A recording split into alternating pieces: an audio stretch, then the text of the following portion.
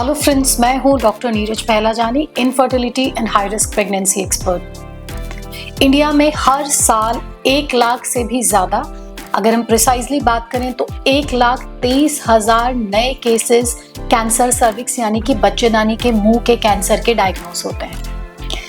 Breast cancer के बाद बच्चेदानी के मुंह का कैंसर सबसे ज़्यादा वो कैंसर है जिसकी वजह से महिलाओं में मृत्यु होती है। ये कैंसर प्रिवेंटेबल है, लेकिन हमारे लैक ऑफ अवेयरनेस की वजह से हम ये प्रिवेंटिव मेजर्स को सही तरीके से या तो इस्तेमाल नहीं करते हैं या इसके बारे में जानकारी ना होने के कारण बहुत सारे ऐसे पेशेंट्स हैं जिनमें शायद ये कैंसर जल्दी पता चल जाता, सही समय पर इसका इलाज हो जाता और इससे होने वाली मृत्यु को हम टाल सकते थे।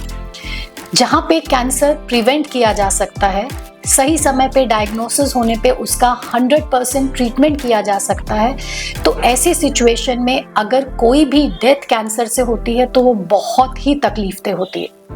इस वीडियो में हम बात करेंगे कि किस तरीके से, कैसे एक साधारण से टेस्ट के जरिए आप ये जान सकते हैं कि बच्चेदानी के मुंह पे कैंसर होने का कितना रिस्क है और सही समय पे उसका डायग्नोसिस करके हम कैंसर सर्विक्स से होने वाली डेथ्स को रोक सकते हैं। हर वो महिला जो सेक्सुअली एक्टिव है उसे टाइम टू टाइम समय रहते ये टेस्ट कराते रहना चाहिए ताकि कैंसर को हम उससे होने से पहले ही उसकी प्री कैंसरस स्टेज पे पकड़ सकें। वो साधारण सा टेस्ट क्या है? Pap smear test. Pap smear test को किसी भी गायनेकोलॉजिस्ट से आप जाकर के करा सकते हैं। अगर आपकी एज 18 प्लस है या आप सेक्सुअली एक्टिव हैं तो इसे हर साल आपको कराना चाहिए जब तक कि 3 कंसेक्यूटिव टेस्ट नेगेटिव नहीं आ जाते हैं।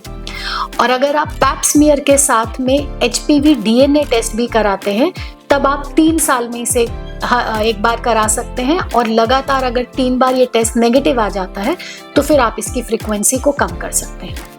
पैप स्मीयर एक बहुत सिंपल सा टेस्ट है। इसके लिए ना तो आपको किसी हॉस्पिटल में एडमिशन की ज़रूरत होती है, ना इसमें कोई दर्द होता है, ना इसमें कोई ब्लड सैंपल विड्रॉ किया जाता है, ना इसमें कोई कट लगता है, कोई चीरा नहीं आता है और आप इजीली इसको कभी भी जा करके किसी भी गायनेकोलॉजिस्ट से करा सकते हैं। पैप स्मीयर टेस्ट में बेसिकली आपके जो यूट्रस का माउथ होता है जिसे हम बोलते हैं सर्विक्स, वहाँ से हम सिक्रीशंस को लेते हैं, उसका एक स्मेयर बनाते हैं या कई बार लिक्विड बेस साइटोलॉजी करते हैं और उसका एक माइक्रोस्कोपिक एनालिसिस किया जाता है ये जानने के लिए कि वहाँ पे जो सेल्स हैं वो किस स्टेज पे है, क्या वो पूर्णतः नॉर्मल है या वो प्री कैंसरस स्टेज में है, इन्फ्लामेटरी स्टेज में है या कैंसरस स्टेज में है।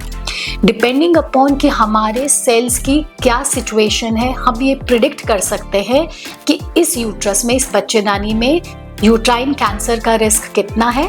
और हमें अगर पहले ही पता चल जाता है कि रिस्क ज़्यादा है तो इससे पहले कि हम कैंसर सर्विक्स से ग्रसित हो हम उसका इलाज कर सकते हैं। और सर्वाइकल कैंसर को अगर हम जल्दी डिटेक्ट करते हैं या प्री कैंसर स्टेज में ही इसके डिटेक्ट कर लेते हैं तो आजकल ट्रीटमेंट इतने एडवांस हो गए हैं कि ये 100% ट्रीटेबल है।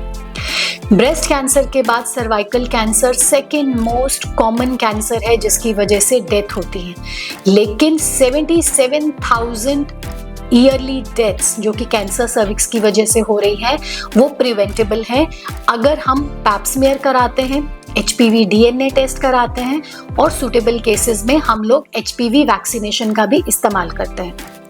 पैप स्मीयर कराते टाइम आपको कुछ बातों का ध्यान रखना होता है। पहला, पैप स्मीयर को आप पीरियड्स के दौरान नहीं करा सकते हैं, तो पीरियड्स खत्म होने के 3-4 दिन के बाद या पीरियड स्टार्ट होने से पहले आप इसे करा सकते हैं। अच्छा रहेगा कि पैप स्मीयर कराने से पहले आप इंटरकोर्स ना करें, सेक्सुअल एक्टिविटी को अवॉइड करें, किसी भी तरीके के एंटीसेप्टिक सॉल्यूशन या केमिकल्स का इस्तेमाल फॉर पेरिनियल वॉशेस ना करें। वजाइनल डूशिंग यानी कि वजाइना को अंदर से क्लीन करना, इस प्रैक्टिस को भी आपको अवॉइड करने का है। और जब आप पैप स्मीयर के लिए जाते हैं तो आप इंश्योर करें कि उस क्लिनिक में आप अच्छे से डिस्कशन करके जाएं कि आपको एक सिंपल पैप स्मीयर कराना है या pap smear with HPV DNA कराना है। आपकी सेक्सुअल एक्टिविटी, आपका मेंस्ट्रुअल हाइजीन, आपकी प्रीवियस फैमिली हिस्ट्री, ये सब चीज़ें जान करके आपके डॉक्टर डिसाइड करते हैं कि आपका रिस्क कैटेगराइजेशन क्या है, एंड अकॉर्डिंगली वो आपको सजेस्ट कर सकते हैं कि आपके पैप स्मीयर की फ्रीक्वेंसी क्या होनी चाहिए।